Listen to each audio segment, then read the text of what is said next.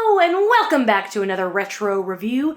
Today I'm talking Ang Lee's 1993 film, The Wedding Banquet. I chose this for three reasons. First of all, happy Pride! It's June, which means all of my retro reviews are gonna be queer this month. Two, this movie has been on my watch list for a while, and I'm really trying to get through my watch list. For every 5 movies I watch, I add another 10. It's just never ending. There are so many movies, which is awesome. The third reason I chose this is because they just made a remake, starring Lily Gladstone and Kelly Marie Tran. I really want to see those two in a relationship, but I had to watch the original first, obviously. So, if you don't know, The Wedding Banquet is about a Taiwanese man who lives in America with his boyfriend, but his parents are really pestering him to get married. They don't know he's gay.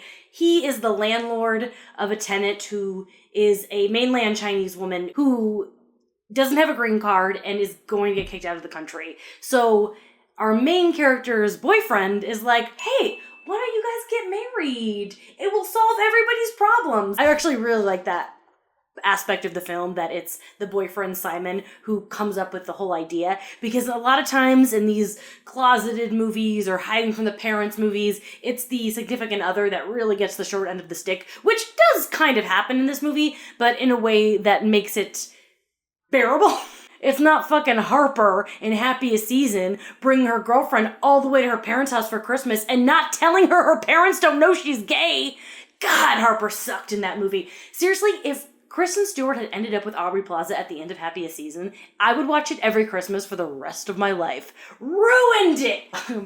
But in this movie, I was rooting for our main couple. These days, I hear a lot of queer people say that they don't really like coming out stories. There's been so many. Times are different. But in 1993, obviously, I think a movie like this is quite powerful. And especially for folks whose parents are from other countries and have different ways of viewing things, which has me interested to see how the 2025 version is going to handle it. It's an odd time, I think, to remake a movie like this. I don't really know how they're gonna make it fresh. But again, I'm coming for Lily and Kelly. This movie was very well received in 1993, not just from the queer community. It was nominated for an Academy Award for Best Foreign Language Film. Fun fact, Winston Chow, the lead of the film, Ang Lee met him when he was his flight attendant. This guy was not an actor. And Ang Lee was like, you.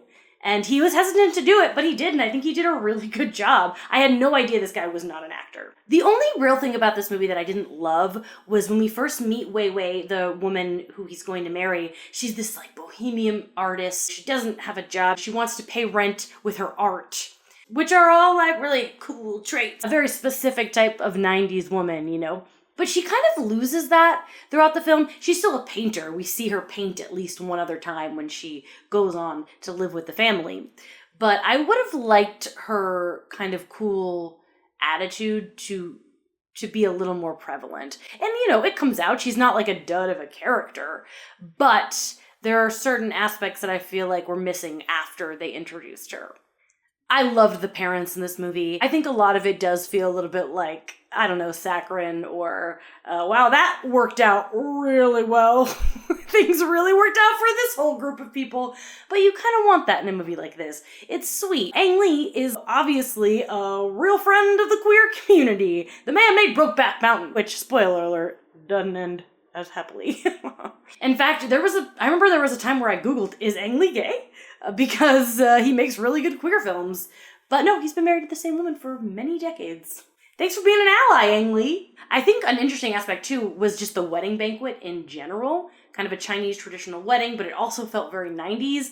The way that a lot of the guests kind of crash their hotel room, I wonder if that's like a tradition, if that was just something for this movie. If you know anything about Chinese or traditions from Taiwan, drop your knowledge in the comments, because I was curious about it. I also really liked where the bride was blindfolded and they have a bunch of people kiss her cheek to see if she can guess if it's her husband. But they also did, I feel like, very Western things, which is throwing the bouquet, throwing the garter. I imagine those are Western traditions. I think a lot of this movie was about kind of marrying, no pun intended, Western and Eastern culture. But I don't know a lot about screenings in other countries. We're starting Pride Month off strong because my rating for this film is a 4 stars.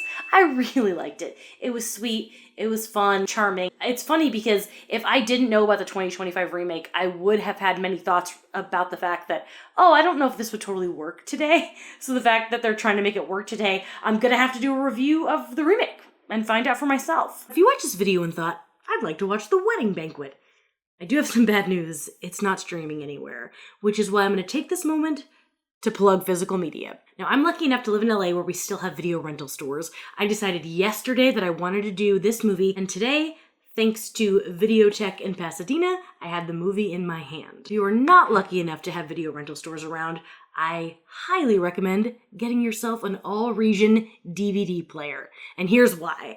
I looked on eBay and saw that some people were selling this DVD for $149.99. But you can get a copy from South Korea for $7.50. I also looked into how much an all-region player costs, and currently, you can get one on eBay for about $30. If there are movies you want to watch that are not streaming, there are ways to watch it. Treat yourself, watch that movie you've never been able to watch before. You will not regret it. Thank you so much for watching. Subscribe, hit the bell button, comment, you know all the business. And remember, don't take your phones out in a movie theater.